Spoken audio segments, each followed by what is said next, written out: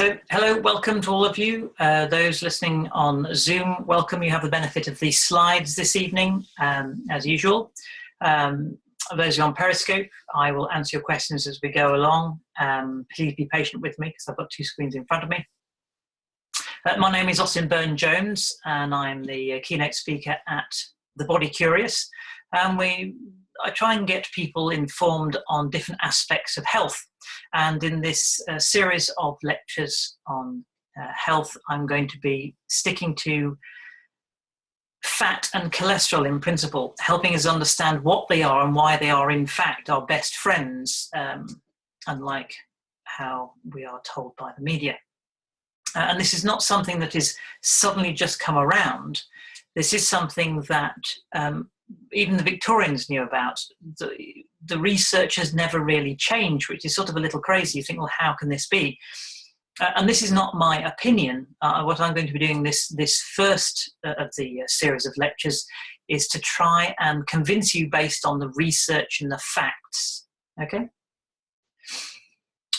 So if we start off with our first piece of information, now what I would say about this particular lecture is it is quite detail heavy. I do try and make all my lectures a little bit fun and interesting. I'm hoping this is interesting, but this first one, we've got to wade through a little bit of history. So forgive me if it's a lot of data, but quite often when I talk about fat and cholesterol as being our friends, because it flies in the face of whatever we've been told for, in essence, the last 60 years, is people think that this is just simply a case of, oh, I'm just on my soapbox about something that's a little bit out there. This is really something, as we'll find out, this is the way fat and cholesterol works has been understood for well over 100 years. And the crazy thing is that what we're hearing now about butter and lard being our friends has always been the case. Nothing has changed. And yet the way it's reported to us by the media and in fact by certain elements within mainstream medicine have been leading us up the garden path. And I will hopefully show you why this is based on common sense, research and fact. Okay? So our first sort of reference of understanding about things like heart diseases is where we're concerned when we talk about fat and cholesterol, and why quite often it would appear that it's demonized by so many, is this idea that fat and cholesterol somehow contribute to arterial sclerosis, otherwise known as heart disease. And heart disease is not necessarily one of these things that is a modern disease. It's certainly very prevalent now, which it didn't used to be. However, it was known even as far back as the ancient Egyptians. And we have a reference to this by something called the Ebers Papyrus in 1550 BC. And this is a translation by Cyril Bryan back in the 1930s. But the document is, we're talking about, 3,000 years old here. And this gives you an indication of just how well they sort of understood the nature of the way the heart works and, in fact, problems with the heart. When his heart is afflicted and has tasted sadness, behold, his heart is closed in and darkness is in his body because of anger, which is eating up his heart. So the terminology is a little bit odd here. However, it goes on to say, when the heart is sick, behold, there is an oppression of the heart, and 'tis an overflow of blood which arises in the heart. It falls down and approaches his diaphragm, while his heart feels an aversion. So we're referring to something like a heart attack here. When the mast disease is in the heart, behold, there is a contraction of the chest. His heart has it in its place blood from the anus, which protrudes a little because of the disease. It is a fever of the heart. If his heart quietens down a little under the disease, he will eat, but only fastidiously. The Ebers Papyrus is really the earliest document we have on this kind of thing, and is really useful. So if we fast forward to the 19th century, and we're referring really here is that the health in the West really is when I'm talking about all this information, is that yes, we have Ayurvedic medicine and Chinese medicine that have their own opinions on these things, but all the sort of the research and facts I try and keep relevant to here in the West really. So in 1825, we have a book called The Cure for Obesity.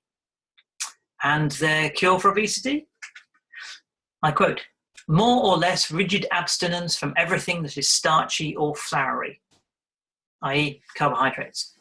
Sound familiar? 1863, we have something called the Letter on Corpulence. Losing 6 stone on a high fat and a carbohydrate restricted diet is the way to lose weight. So again, they're saying go on a high fat diet and restrict your carbohydrates. Again, sound familiar? 1910, the lifetime risk of something like diabetes is only 1 in 30 in the West. And by 1912 is the first time that heart disease was considered as a cause of death. We also have a way of measuring and really finding out what causes these things, because medicine was going in leaps and bounds at that point in time. So we have, in the 19th century, we have a couple of guys called Osler and Herrick, and they concluded that narrowing of the arteries was a contributing factor in heart attacks. And in the early 20th century, we have Moniz and Forsman become pioneers in the field of coronary heart disease. And by the 1950s, we have Mason Soanes, and he develops a technique to create high-quality diagnostic images of coronary arteries. So we have this way of seeing what's going on within the heart and the diseases of the arteries in the heart. And then somehow we have this rise. Now, how much of it is based on our ability to measure the data because of our ability to see narrowing of the arteries, and how much of it has to do with our obsession with fat and cholesterol is really sort of, we can't really say at this point. However, what is interesting here is that we have in 1921, we have the first death caused by heart disease in the USA. By 1930, we have 3,000 deaths caused by heart disease in the US. By 1960, we have 500,000 deaths by heart disease in the USA. And 2008, it was recorded that 600,000 deaths by heart disease in the US.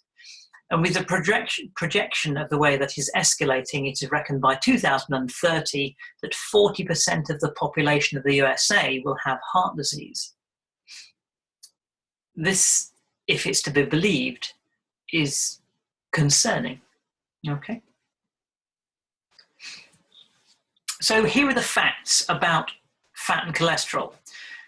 And I will deliver it in the same way, out of context, that you are given by the media and the mainstream medicine, is that if we ask the question, does plaque contribute to heart disease, then the simple answer to that question is yes.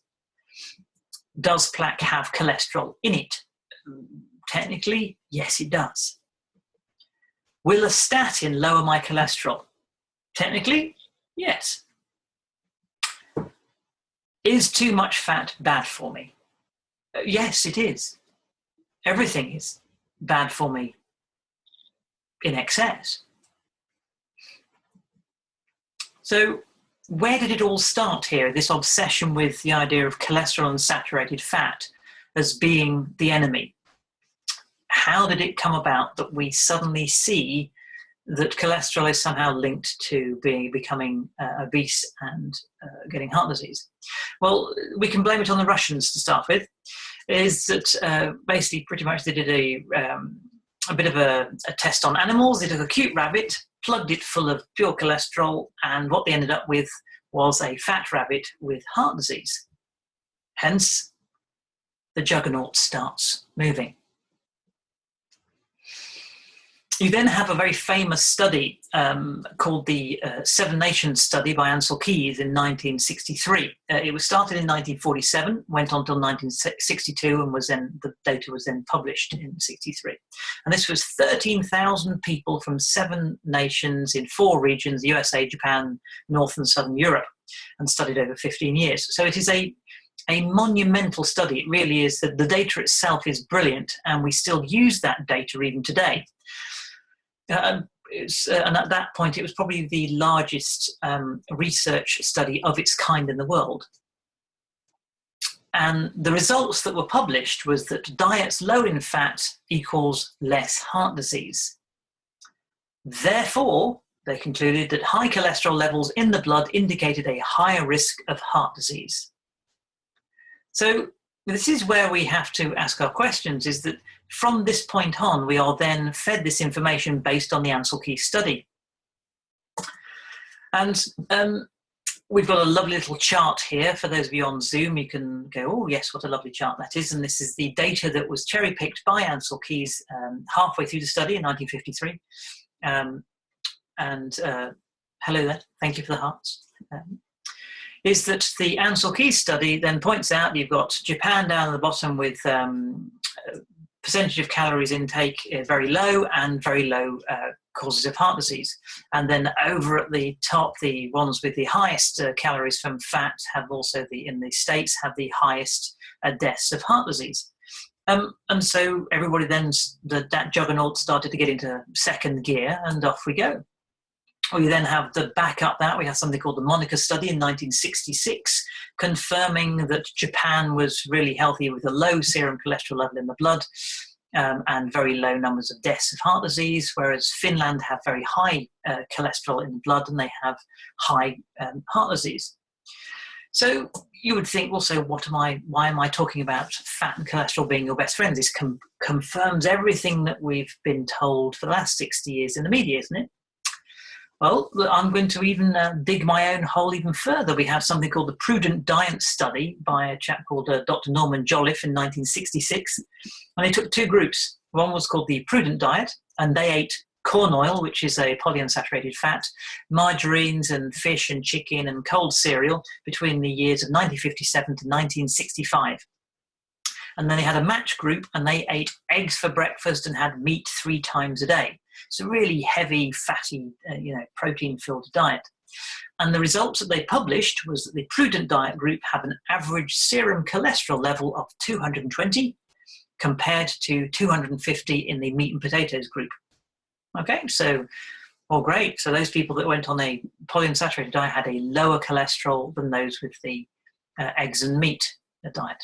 Again, looks like I'm digging my hole here, doesn't it?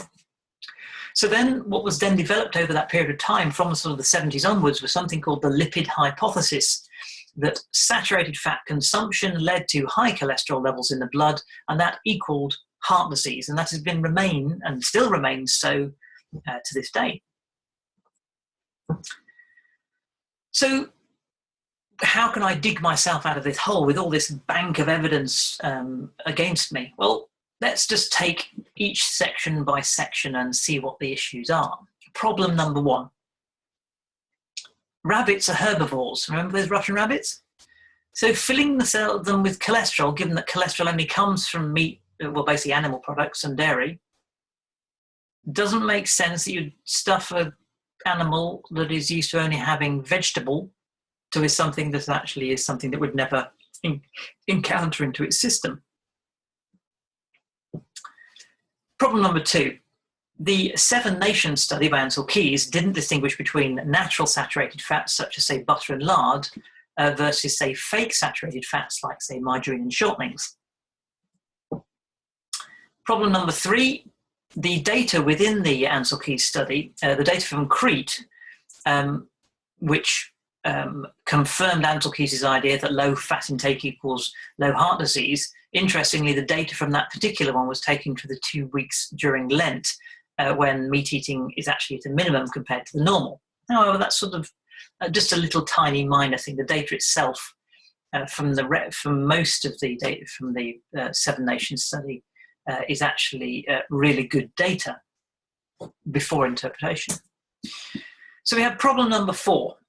Okay, so the 7 Nations study did not take into account sugar intake either.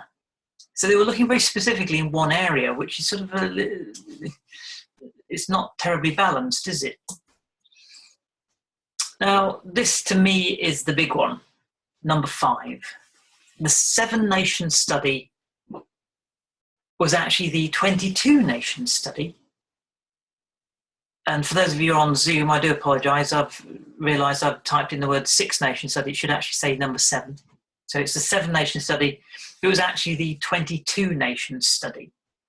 And the reason why it was a 22 Nations study, but they only published the 7 Nations, called it the 7 Nations, is because there was only 7 nations that actually confirmed this hypothesis that if you had low fat intake, you would have less heart disease. In the other 15 nations that were taken in, that had the study, they actually pointed out it was the opposite. They actually had the higher fat, and that they had the lower chances of heart disease. So yes, to me that's the biggest problem with this idea about the 7 nations study. It was actually the 22 nations study. Any questions so far? Okay, all very quiet today. So here is the chart, but including all 22 nations. Looks a little bit different, doesn't it, for those of you on Zoom?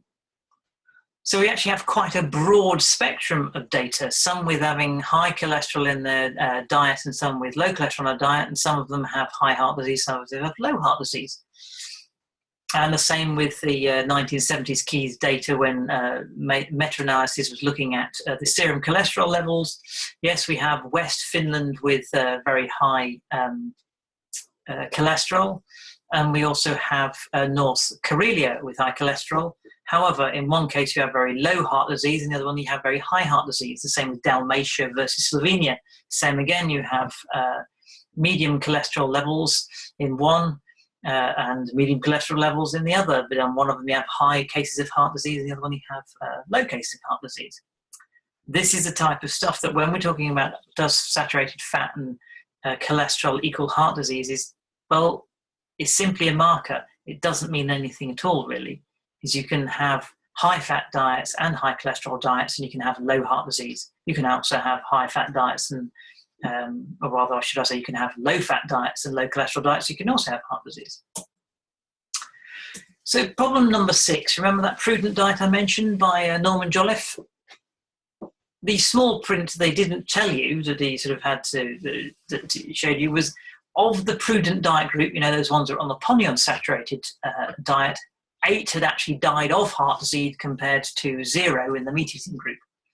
Now, admittedly, it was a relatively small group of people, so, well, okay, that might have happened anyway, but it is interesting.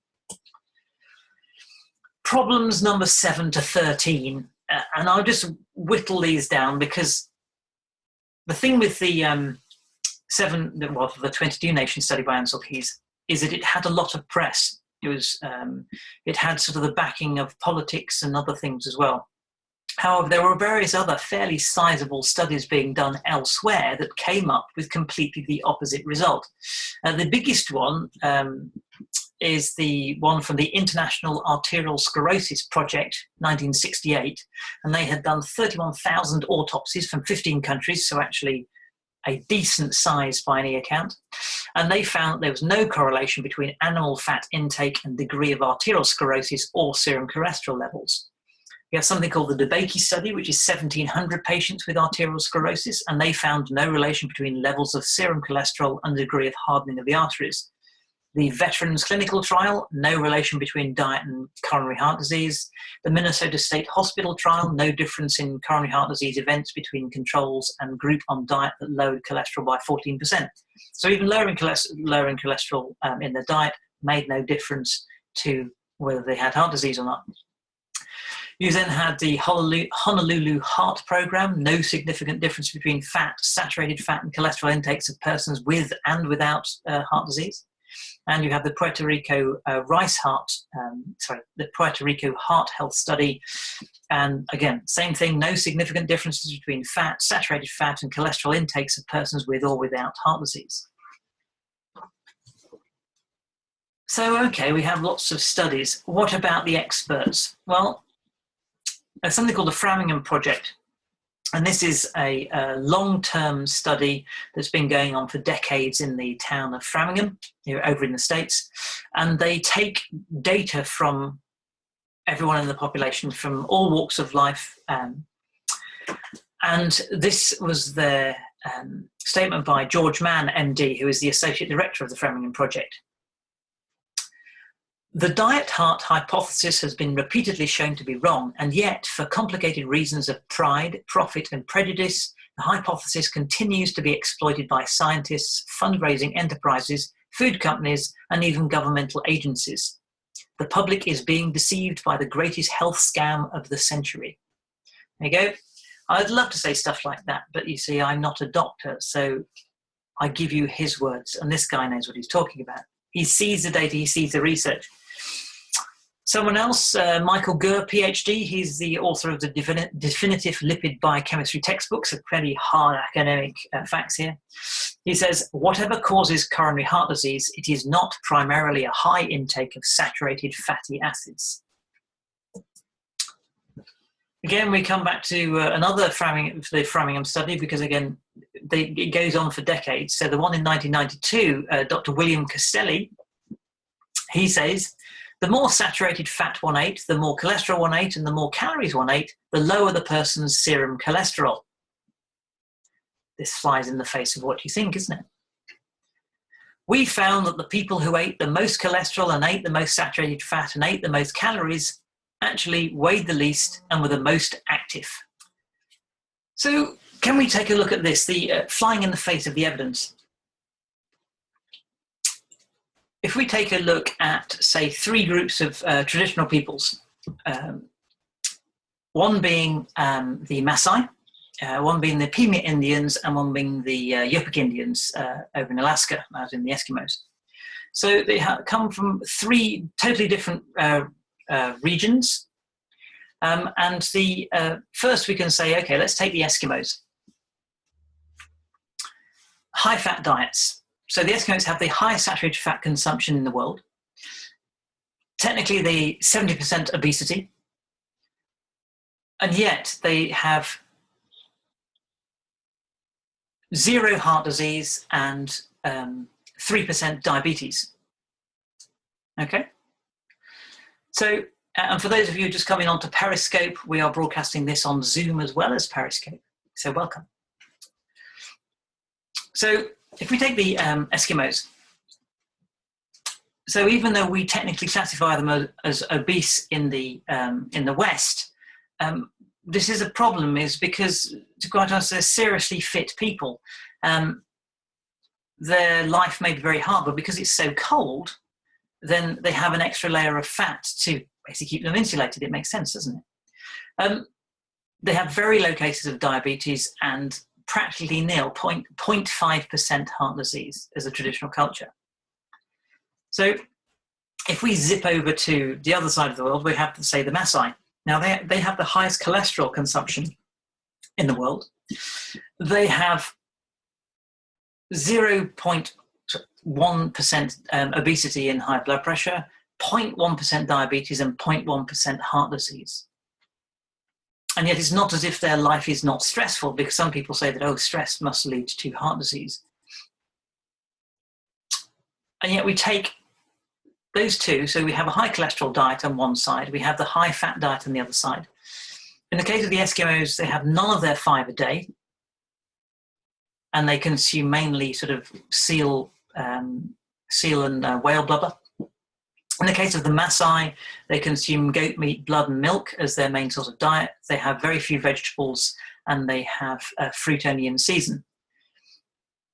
Completely different in terms of their morphology. In terms of the Maasai, they're very thin. In the case of the Eskimos, they, like I say, they have 70% obesity. They're both fit peoples.